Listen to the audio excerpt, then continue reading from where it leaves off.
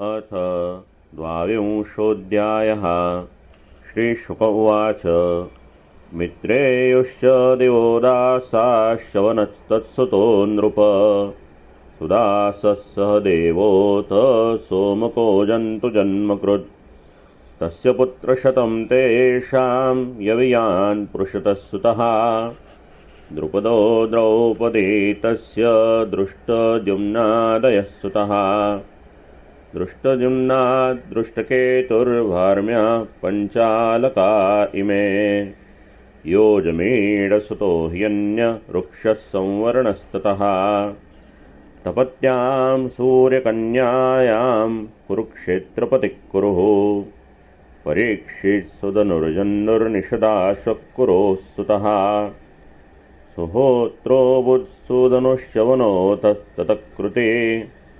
वसुस्तस्योपरिचरो बृहद्रथमुखास्ततः। कुशाम्बमत्स्य प्रत्यग्रचेदिपाद्याश्च चेदिपः। बृहद्रथात् कुशाग्रो बुद्रुषभस्तस्य तत्सुतः। जज्ञे सत्यहितोपत्यं पुष्पवांस्तत्सुतो जहुः। अन्यस्यां चापि भार्यायां शकले द्वे बृहद्रथात्। ते मात्रा बहिरुत्सृष्टे जरया चाभिसन्दिते। जीवजीवेति क्रीडन्त्या जरासन्दो भवत्सुतः। ततश्च सह देवोऽभूत् सोमापिर्यच्छ्रुतश्रवः। परीक्षिदनपत्योऽभूत् सुरतो नाम जाह्नवः। ततो विदूरतस्तस्मात् सार्वभौमस्ततोऽभवत्। जयसेनस्तत्तनयो राधिकोतो युतो ह्यभूत्। ततश्च क्रोधनस्तस्मात् देवातिथिरमुष्य च। ऋष्यस्तस्य दिलीपोऽभूत् प्रतीपस्तस्य चात्मजः। देवापि शन्तनुस्तस्य बाह्लिक इति चात्मजाः।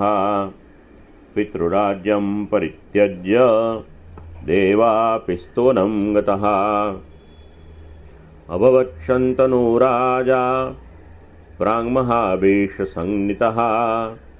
यं यं कराभ्यां स्पृशते जीर्णं यौवनमेति सः। शान्तिमाप्नोति चैवाग्र्यां कर्मणा तेन शन्तनुः। समाद्वादश तद्राज्ये नववर्ष यदा विभुः। शन्तनुर्ब्रह्मणैरुक्तः परिवेत्तायमग्रभुक्। राज्यं देह्यग्रजायाशु पुरराष्ट्रविवृद्धये।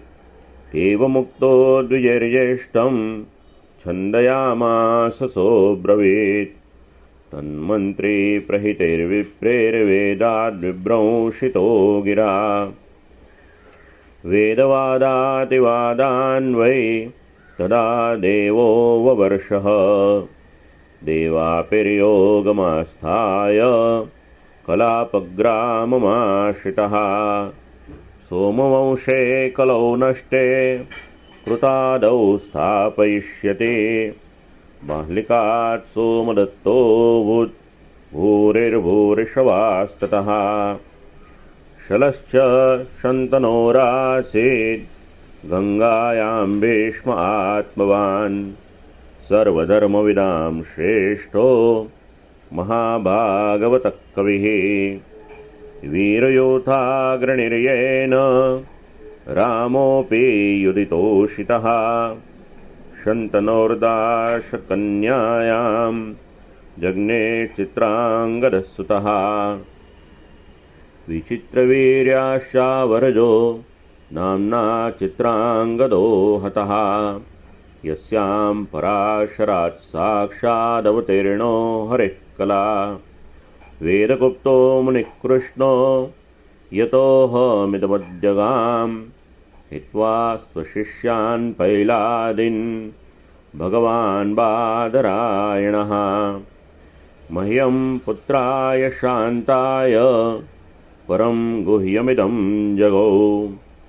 विचित्रवीर्योऽथोवाह काशीराजसुते बलात् स्वयंवरादुपानीते अम्बिकाम्बालिके उभे तयो रासक्तहृदयो गृहीतो यक्ष्मणामृतः क्षेत्रे प्रजस्य वै भ्रातुर्मात्रोक्तो बादरायणः धृतराष्ट्रं च पाण्डुं च विदुरं चाप्यजीजनत् गान्धार्यां धृतराष्ट्रस्य जज्ञे पुत्रशतं नृप तत्र दुर्योधनो ज्येष्ठो दुश्शला चापि कन्यका शापान्मैथुनरुद्धस्य पाण्डुः कुन्त्यां महारथः जाता धर्मानिलेन्द्रेभ्यो युधिष्ठिरमुखास्त्रयः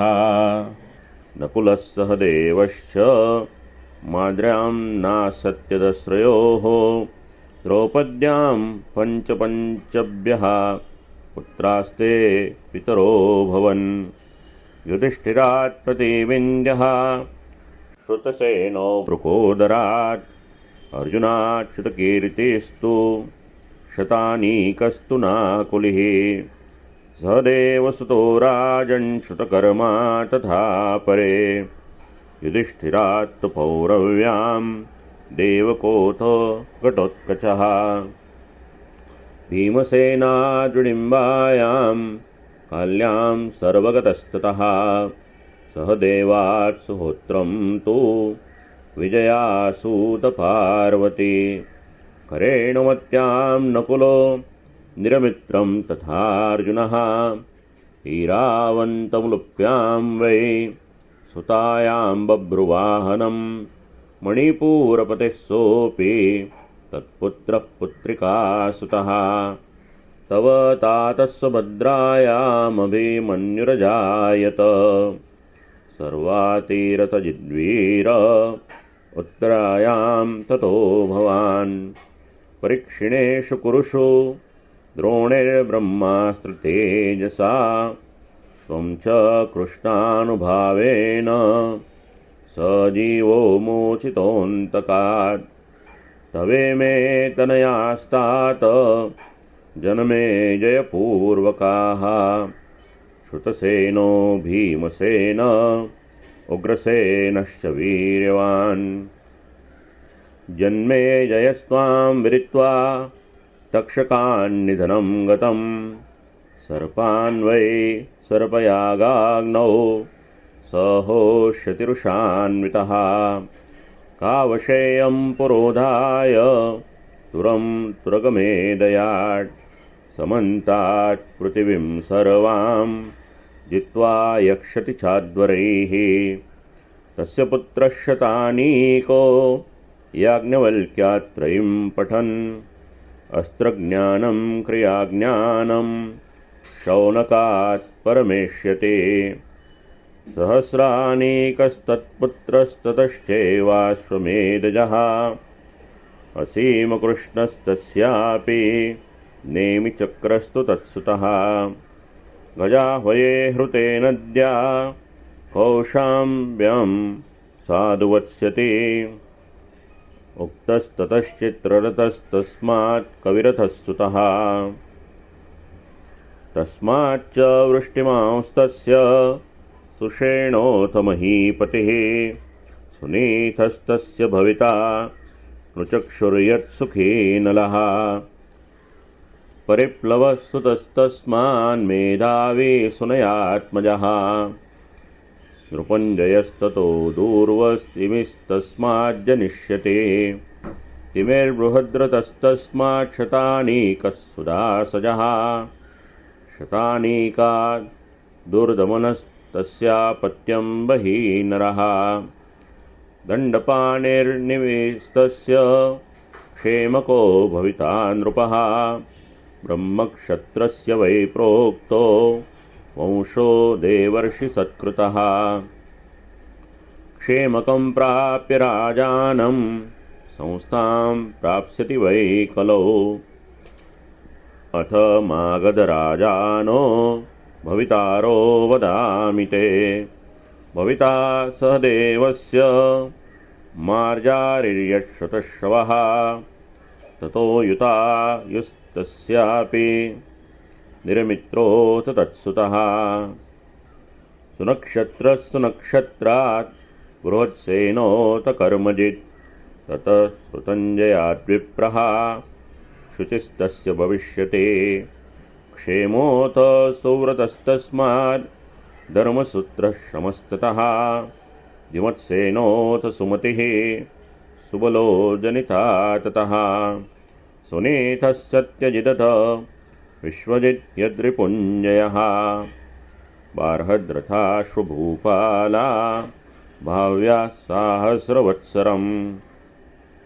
इति श्रीमद्भागवते महापुराणे पारमहंस्यां संहितायां नवमस्कन्धे द्वाविंशोऽध्यायः।